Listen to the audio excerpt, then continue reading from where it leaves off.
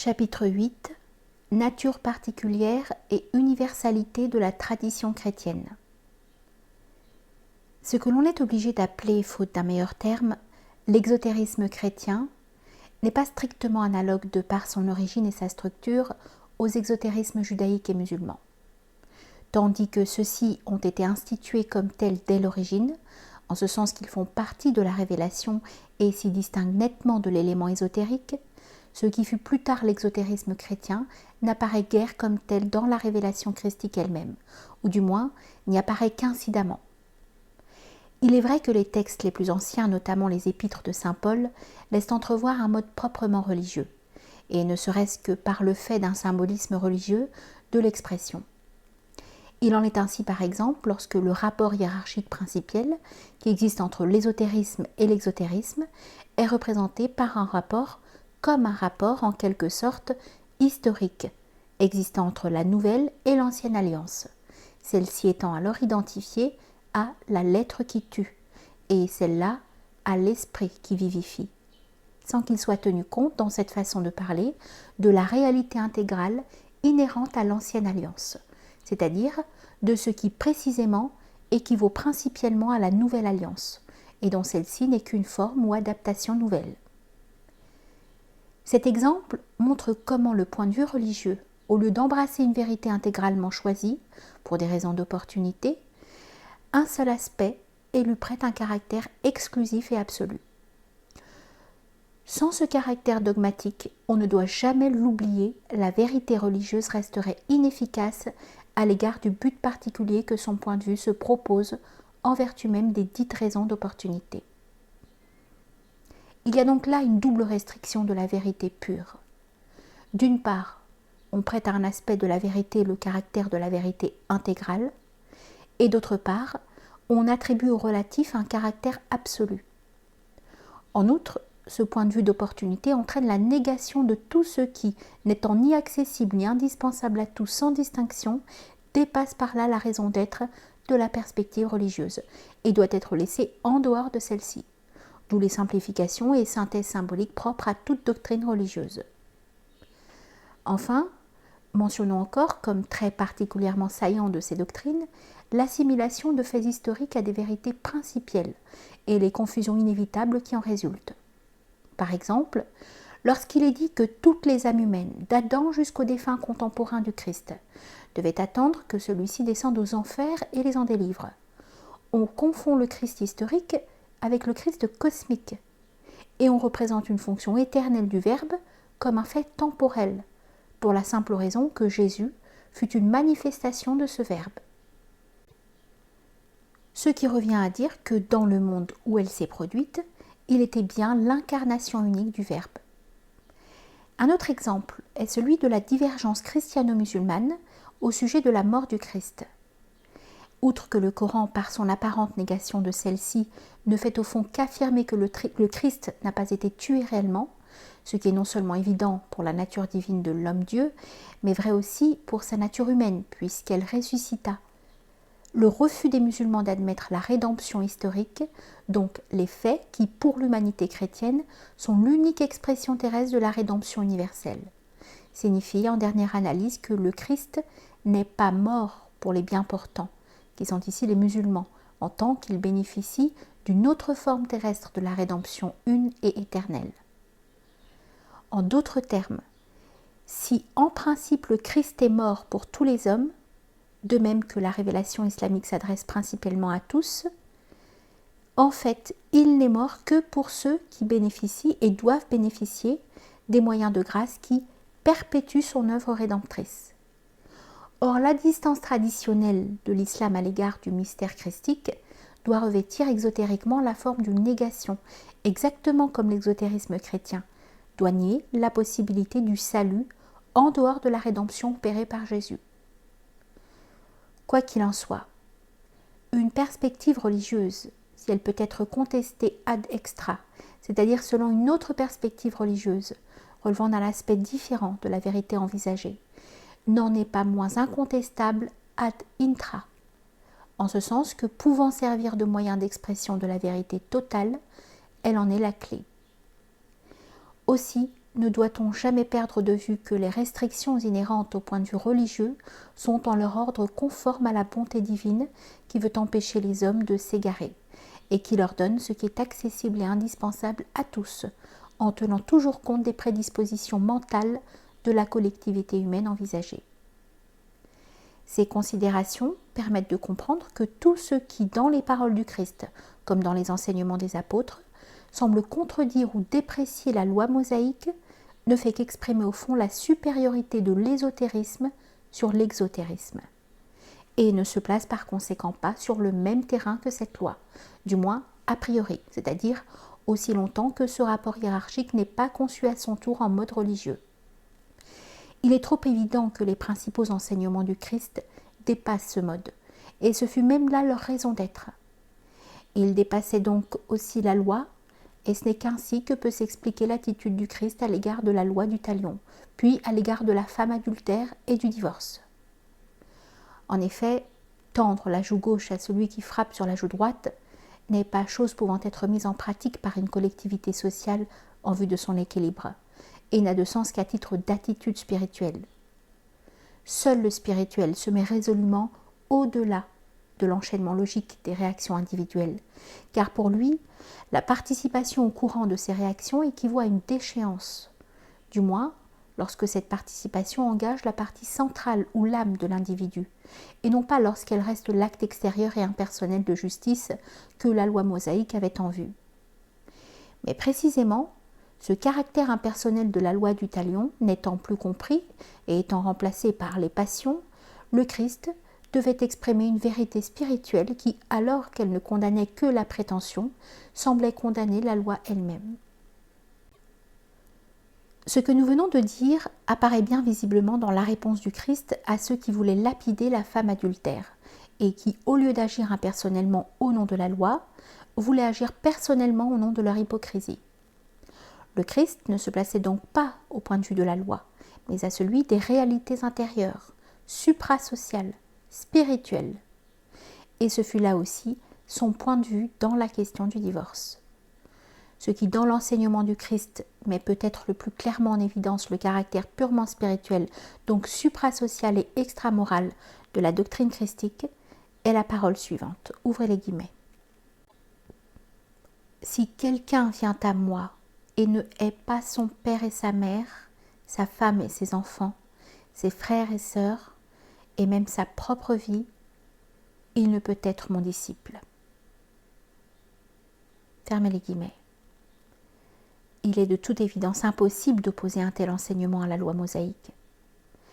Le christianisme, en tant que religion, n'a donc nullement les caractères normaux d'un exotérisme institué comme tel, mais se présente plutôt comme une sorte d'exotérisme de fait, non de principe. D'ailleurs, sans même se référer à certains passages des Écritures, le caractère essentiellement initiatique du christianisme est toujours reconnaissable à certains indices de première importance, tels que la doctrine de la Trinité, le sacrement eucharistique et plus particulièrement l'usage du vin dans ce rite, ou encore à des expressions purement ésotériques comme celle de Fils de Dieu et surtout Mère de Dieu. Si l'exotérisme est ce qui est à la fois indispensable et accessible à tous les hommes sans distinction, le christianisme ne saurait être un exotérisme au sens habituel du terme, puisqu'il n'est en réalité nullement accessible à tous, bien qu'en fait, c'est-à-dire en vertu de son application religieuse, il s'impose à tous. C'est en somme cette inaccessibilité exotérique des dogmes chrétiens qu'on exprime en les qualifiant de mystères, mot qui n'a de sens positif que dans l'ordre initiatique auquel il appartient d'ailleurs, mais qui, appliqué en mode religieux, semble vouloir justifier ou voiler le fait que les dogmes chrétiens ne comportent aucune évidence intellectuelle directe, s'il est permis de s'exprimer ainsi. Par exemple, l'unité divine est une évidence immédiate, donc susceptible de formulation exotérique ou dogmatique, car une telle évidence est, dans son expression la plus simple, accessible à tout homme saint d'esprit. La Trinité, par contre, correspondant à un point de vue plus différencié et représentant comme un développement particulier, parmi d'autres également possibles, de la doctrine de l'unité, n'est guère susceptible, à rigoureusement parler, de formulation exotérique, et cela pour la simple raison qu'une conception métaphysique différenciée ou dérivée n'est pas accessible à tous.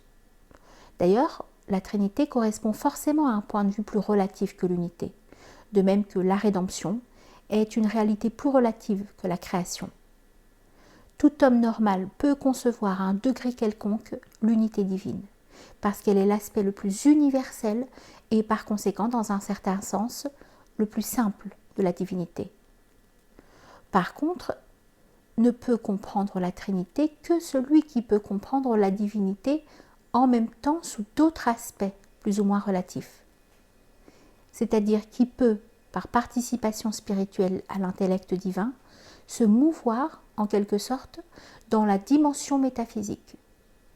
Mais c'est là une possibilité qui, précisément, est fort loin d'être accessible à tous les hommes, du moins dans l'état actuel de l'humanité terrestre.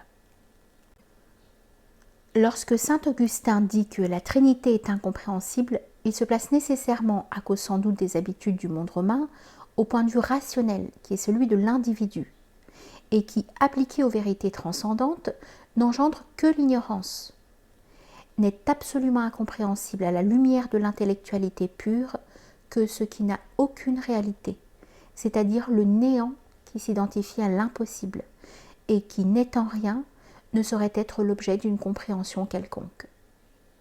Nous ajouterons que le caractère ésotérique des dogmes et sacrements chrétiens est la cause profonde de la réaction islamique contre le christianisme. Celui-ci ayant mêlé la haqiqa, vérité ésotérique, à la shari'a, loi exotérique. Il comportait certains dangers de déséquilibre qui se sont en effet manifestés au cours des siècles et ont indirectement contribué à la terrible subversion qu'est le monde moderne, conformément à la parole du Christ, ouvrez les guillemets, « Ne donnez pas aux chiens ce qui est sain, et ne jetez pas vos perles devant les pourceaux, de peur qu'ils ne les foulent aux pieds, et que, se tournant contre vous, ils ne vous déchirent. » Fermez les guillemets.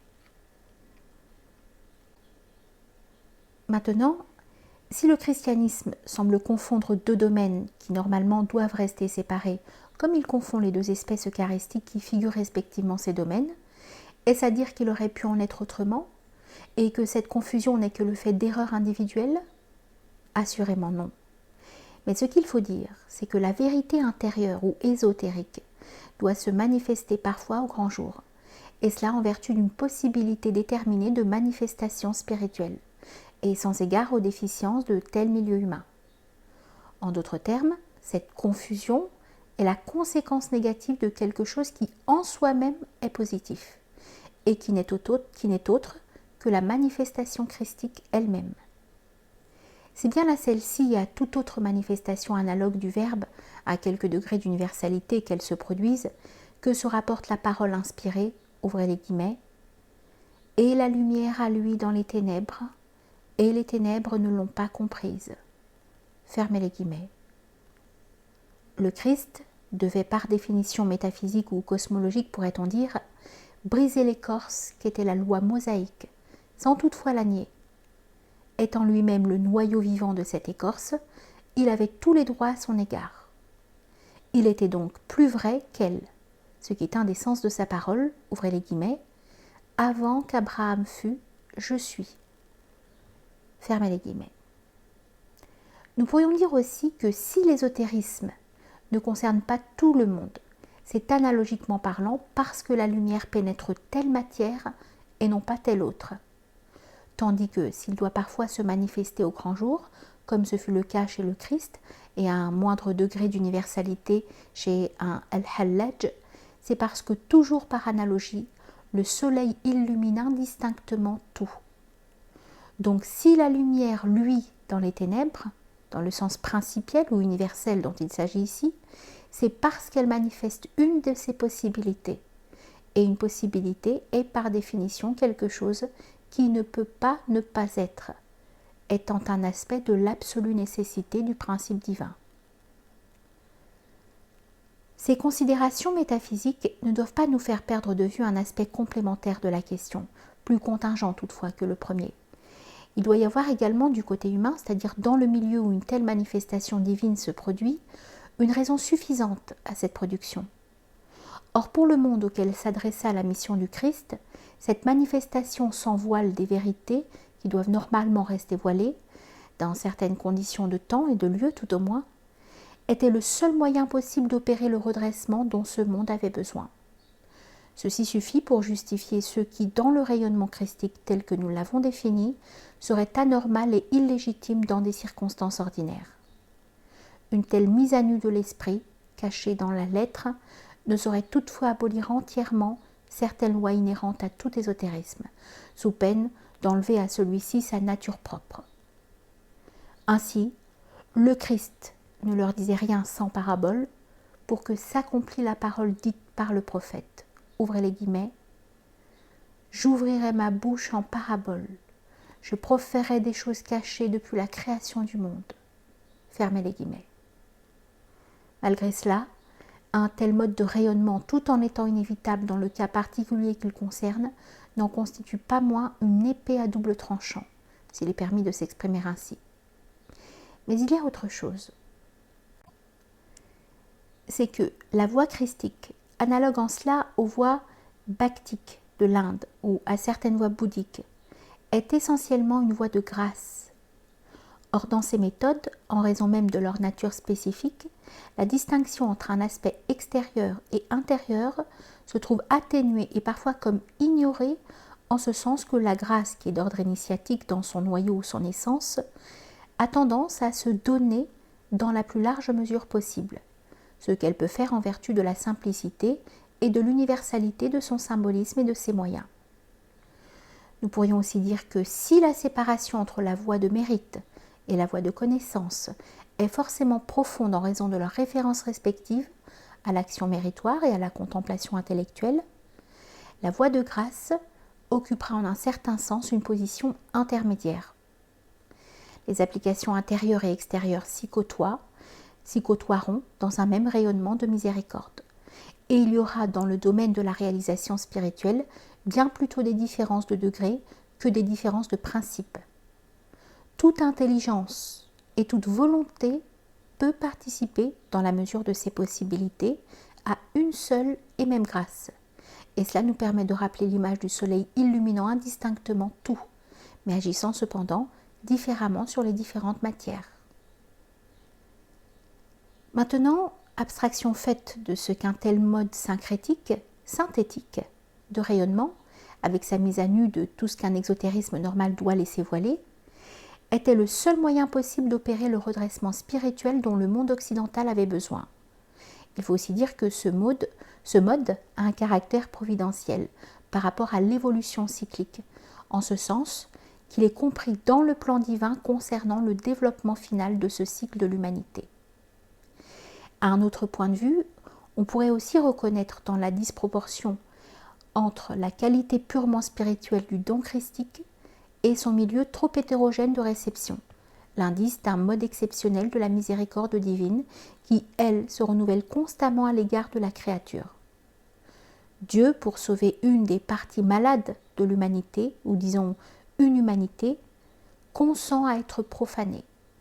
Mais d'un autre côté, et c'est là une manifestation de son impersonnalité qui échappe par définition au point de vue religieux, il se sert de cette profanation, puisqu'il faut qu'il y ait du scandale, afin d'opérer la déchéance finale du cycle, déchéance nécessaire à l'épuisement de toutes les possibilités incluses en celui-ci, donc nécessaire à l'équilibre et à l'accomplissement du glorieux rayonnement universel de Dieu.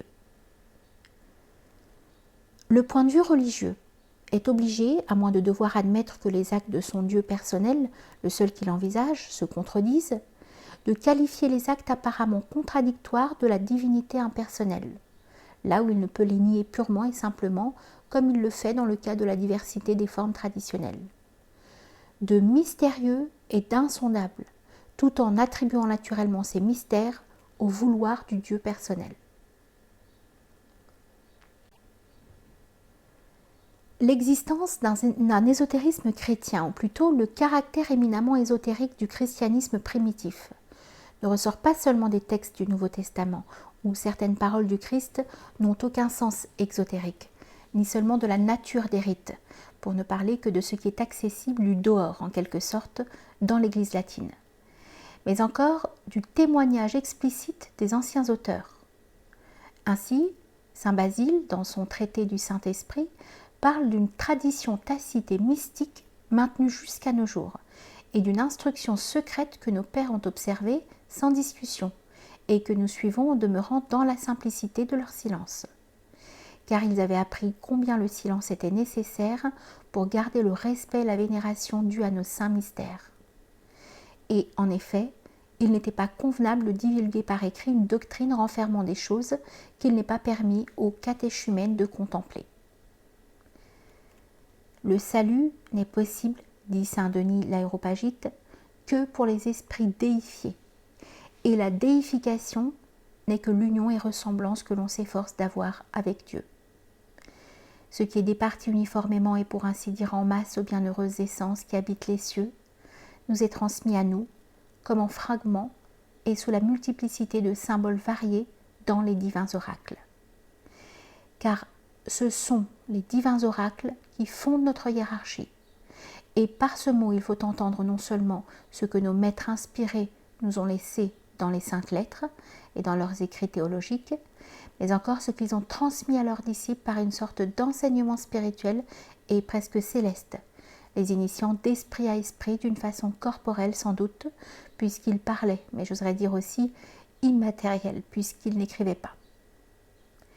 Et ces vérités devant se traduire dans les usages de l'Église, les apôtres les ont exposées sous le voile des symboles et non pas dans leur nudité sublime, car chacun n'est pas saint et, comme dit l'Écriture, la science n'est pas pour tous.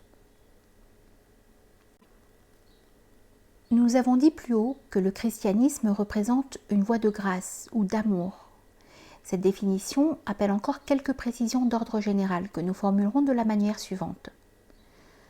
Ce qui distingue le plus profondément la nouvelle alliance de l'ancienne, c'est que dans celle-ci, l'aspect divin de rigueur prédominait, tandis que dans celle-là, c'est au contraire l'aspect de clémence qui prévaudra.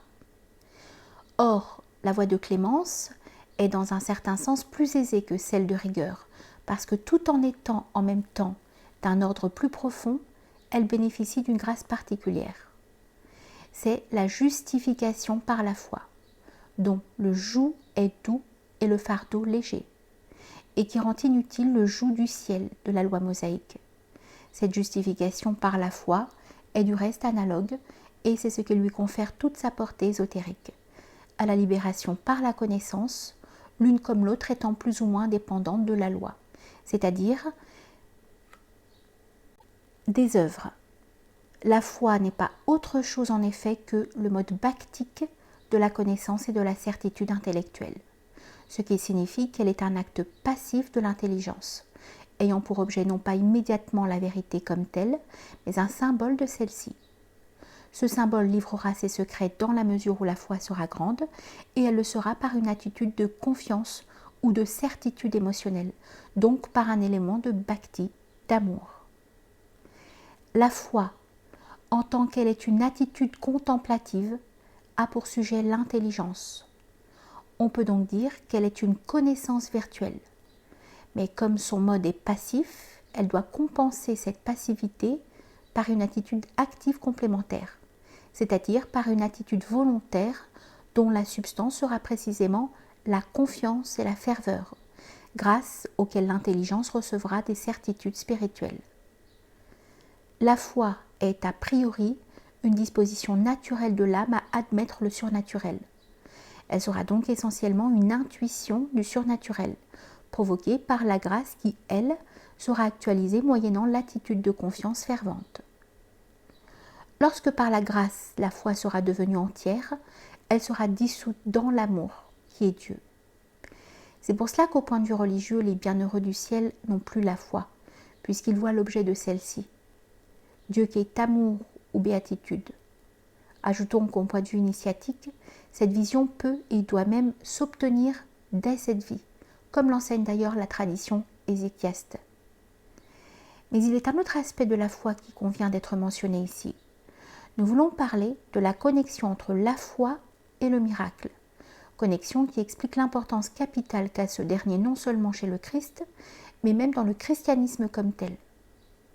Contrairement à ce qui a lieu dans l'islam, le miracle joue dans le christianisme un rôle central et quasi organique. Et ceci n'est pas sans rapport avec le caractère de bhakti, propre à la voie chrétienne. Le miracle, en effet, serait inexplicable sans le rôle qu'il tient dans la foi. N'ayant aucune valeur persuasive en lui-même, sans quoi les miracles sataniques seraient des critères de vérité, il en a au contraire une extrême en connexion avec tous les autres facteurs qui interviennent dans la révélation christique. En d'autres termes, si les miracles du Christ, des apôtres et des saints sont précieux et vénérables, c'est uniquement parce qu'ils s'ajoutent à d'autres critères qui permettent a priori d'attribuer à ces miracles la valeur de signes divins. La fonction essentielle et primordiale du miracle est de déclencher soit la grâce de la foi, ce qui présuppose chez l'homme touché par cette grâce une disposition naturelle d'admettre le surnaturel, que cette disposition soit consciente ou non, soit la perfection d'une foi déjà acquise. Pour mieux préciser encore le rôle du miracle, non seulement dans le christianisme mais dans toutes les formes traditionnelles, car il n'en existe qu'une qui ignore les faits miraculeux, nous dirons que le miracle, abstraction faite de sa qualité symbolique, qui l'apparente à l'objet même de la foi, est propre à susciter une intuition qui sera dans l'âme du croyant un élément de certitude. Enfin, si le miracle déclenche la foi, celle-ci peut à son tour déclencher le miracle, qui sera ainsi une confirmation de cette foi qui déplace les montagnes. Ce rapport réciproque montre encore que ces deux éléments sont cosmologiquement liés et que leur connexion n'a rien d'arbitraire. Le miracle établissant un contact immédiat entre la toute-puissance divine et le monde, et la foi établissant à son tour un contact analogue, mais passif, entre le microcosme et Dieu. La simple ratiocination, c'est-à-dire l'opération discursive du mental, est aussi éloignée de la foi que les lois naturelles le sont du miracle, tandis que la connaissance intellectuelle verra le miraculeux dans le naturel et inversement. Quant à la charité, qui est la plus importante des trois vertus théologales, elle comporte deux aspects, l'un passif et l'autre actif. L'amour spirituel est une participation passive à Dieu, qui est amour infini. Mais l'amour sera par contre actif à l'égard du créé. Il y a là un complémentarisme analogue à celui des aspects passifs et actifs de la foi, l'un concernant la vérité, qui est Dieu, de l'autre notre âme, qui est créature. Ajoutons encore que Dieu, dans cette perspective bhaktique, est toujours envisagé sous son aspect de béatitude. Maintenant, ce qui différencie cette perspective ou méthode de l'attitude purement religieuse, c'est avant tout et essentiellement le but qui n'est pas d'ordre individuel, mais divin. Mais on remarquera immédiatement que l'analogie technique des attitudes exotériques et ésotériques dans la voie de grâce ou d'amour implique que cette voie ne peut pas insister, comme c'est le cas de la voie de la connaissance directe, le jnana marya en hindou, sur la séparation nette des deux attitudes en question. La voie de grâce distinguera donc bien plutôt des différences de degré que de nature. Il en résulte que le côté exotérique du christianisme sera une sorte de moindre ésotérisme, et cela d'une manière éminemment plus directe que ce n'est le cas, par exemple, de l'exotérisme judaïque, où une telle façon de parler, sans être absolument dépourvue de sens, serait pourtant abusive. Enfin, il nous paraît indispensable d'ajouter ceci. On pourrait poser la question de savoir quelle est la différence, au point de vue de l'expérience spirituelle, entre la voie de la connaissance directe, ou disons la méthode intégralement intellectuelle, et la voie de l'amour, dans laquelle, nous l'avons vu, la connaissance s'infuse à l'âme d'une manière indirecte. Or, cette différence n'existe qu'en raison des points de départ, et non dans le contact même avec les réalités transcendantes. On dira donc que la réalité qui sera a priori lumière, pour tel spirituel, et amour pour tel autre, pourra être définie plus précisément comme lumière amoureuse dans le premier cas et amour lumineux dans le second. En d'autres termes, connaissance et amour se tiennent comme la lumière et la chaleur, la connaissance parfaite étant l'amour parfait et inversement. Quant à la vertu d'espérance, que nous ne pouvons pas passer ici sous silence, bien qu'elle n'ait pas la même importance que les deux autres vertus théologales, il nous suffira d'en donner la définition suivante. L'espérance est, en dernière analyse, l'équilibre de l'âme individuelle entre sa connaissance de l'absolu et sa conscience de sa propre relativité. C'est pour cela que l'espérance a été comparée à une lumière dans la nuit, c'est-à-dire un rayonnement qui, sans être celui du soleil, nous en donne cependant un avant-goût et nous permet de supporter le néant de l'obscurité. L'espérance est ainsi une sorte de substitut provisoire pour l'âme individuelle de la vision béatifique dans laquelle cette âme dépassera ses limites de créature. Pour conclure, il nous reste encore à dire quelques mots sur le mode secondaire de la charité. L'amour du prochain qui, en tant qu'expression nécessaire de l'amour de Dieu, est un complément indispensable de la foi. Ces deux modes de la charité se trouvent affirmés par l'enseignement évangélique sur la loi suprême, le premier mode impliquant la conscience de ce que Dieu seul est béatitude et réalité, et le second, la conscience de ce que l'ego n'est qu'illusoire, le moi d'autrui s'identifie en réalité à moi-même. Si je dois aimer le prochain parce qu'il est moi, cela signifie que je dois m'aimer a priori, n'étant d'ailleurs rien d'autre que le prochain.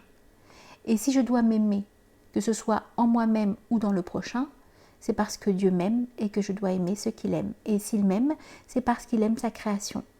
Ou en d'autres termes, parce que l'existence même est amour et que l'amour est comme le parfum du Créateur inhérent à toute créature. De même que l'amour de Dieu, c'est-à-dire la charité qui a pour objet les perfections divines et non notre bien-être, est la connaissance de la seule réalité divine en laquelle se dissout l'apparente réalité du créé. Connaissance qui implique l'identification de l'âme avec son essence incréée, ce qui est encore un aspect du symbolisme de l'amour. De même, l'amour du prochain n'est au fond pas autre chose que la connaissance de l'indifférenciation du créé devant Dieu. Avant de passer du créé au créateur ou du manifesté au principe, il faut en effet avoir réalisé l'indifférenciation, ou disons le néant de se manifester. C'est à cela que vise la morale du Christ, non seulement par l'indistinction qu'elle établit entre le moi et le non-moi, mais aussi secondairement par son indifférence à l'égard de la justification individuelle et de l'équilibre social. Le christianisme se situe donc en dehors des actions et réactions de l'ordre humain. Il n'est donc pas exotérique par définition première. La charité chrétienne n'a et ne peut avoir aucun intérêt au bien-être pour lui-même, car le christianisme vrai, comme toute tradition orthodoxe, estime que le seul véritable bonheur dont puisse jouir la société humaine est son bien-être spirituel, avec comme fleur de celui-ci la présence du saint, but de toute civilisation normale. Car le grand nombre des sages fait le salut de la terre.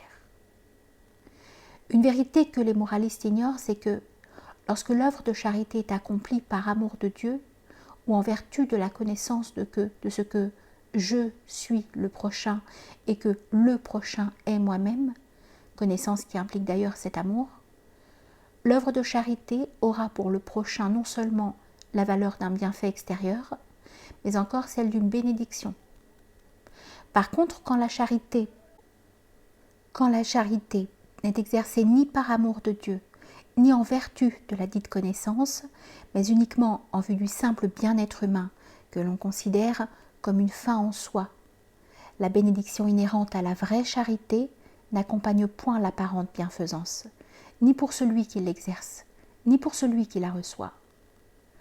On pourrait, il est vrai, être tenté d'objecter que le christianisme prouve son caractère exclusivement moral par le fait qu'il met l'œuvre, expression nécessaire de la foi, au-dessus de la connaissance. Cette illusion d'optique est même la cause ou le prétexte d'un sentimentalisme qui affecte de dédaigner tout ce qui est d'ordre intellectuel, comme s'il s'agissait là de quelque vanité mondaine ou d'une sorte d'orgueil impie. En réalité, le Nouveau Testament n'accorde aucune importance aux œuvres pour elles-mêmes, mais ne les considère qu'en fonction de la foi qui en constitue la raison suffisante. Et cette foi, si elle semble dédaigner les spéculations, ne doit cette apparence qu'au fait que, étant un mode direct de spiritualité, elle se situe au-delà des ratiocinations, mais non au-delà des intellections.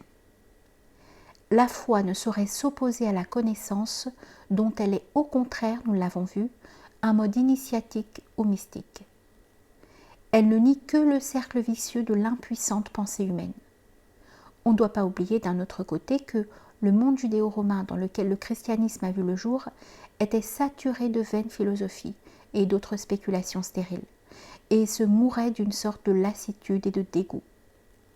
La nouvelle révélation, pour trancher ce nœud gordien, dut affirmer par sa forme même le caractère direct, informel, non humain de la vraie spiritualité, ou en d'autres termes, de l'esprit qui surmonte la chair, celle-ci signifiant tout ce qui est d'ordre purement humain. Et c'est là une des raisons du symbolisme de l'amour dans la révélation chrétienne. Nous ajouterons que l'acceptation de la pensée philosophique, c'est-à-dire de la sagesse selon la chair, constitue une vraie trahison de cet amour. Maintenant, si l'on est arrivé à prétendre que l'œuvre extérieure de charité est plus méritoire que la connaissance de Dieu, et à nier la valeur de cette dernière dans la mesure du possible, il y a là une véritable inversion du sens primitif de l'enseignement. Le symbole de ce qui est supérieur, interprété littéralement, devient une justification de ce qui est inférieur. Car l'amour au sens propre du terme, qui par sa nature spontanée et quasi illimitée, symbolise à merveille la nature directe, non discursive, infinie et transcendante de l'esprit, est une passion. Et interpréter ce symbole selon un sens étroitement littéral revient à mettre une passion au-dessus de l'intelligence. Même si cette passion, chez ceux qui en font leur viatique spirituelle, a un objet et un but qui ne sont plus de ce monde terrestre, elle n'en affermit pas moins, surtout quand elle affecte certaines négations, les bornes de l'individualité, alors qu'elle devrait au contraire être transmuée en énergie intellectuelle et aider à abolir ces bornes. En réalité, la charité chrétienne, loin d'impliquer un dédain fort illégitime à l'égard de la connaissance, dédain qui, nous l'avons dit, n'a de sens que vis-à-vis des vaines spéculations rationnelles, trouve au contraire dans cette connaissance son fondement et sa raison suffisante. Et cette connaissance, dont l'organe est le cœur et non le cerveau, et qui est une vision et non une réflexion, doit être conçue non pas comme solidaire de la faible raison humaine, mais comme le rayonnement d'une lumière divine, incréée et incréable.